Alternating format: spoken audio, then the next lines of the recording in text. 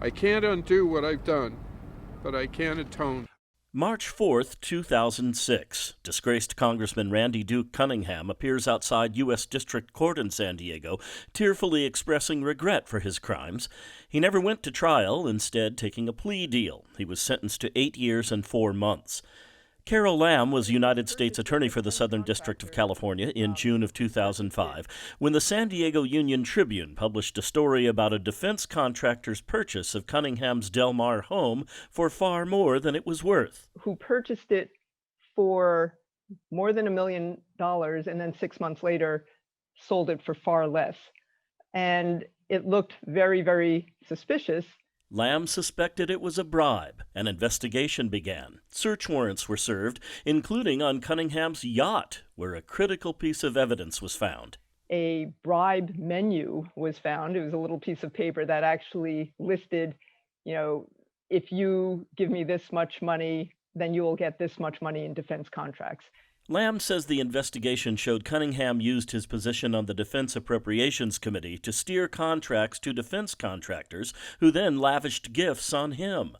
The scope of Cunningham's crimes made clear in his plea deal.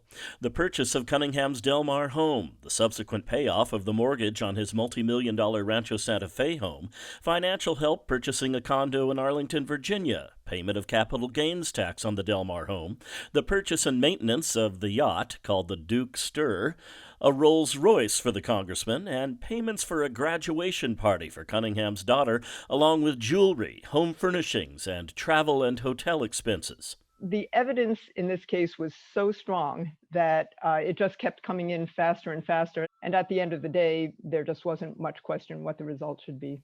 Lamb says Cunningham served 80% of his sentence. He was released from a halfway house in 2013.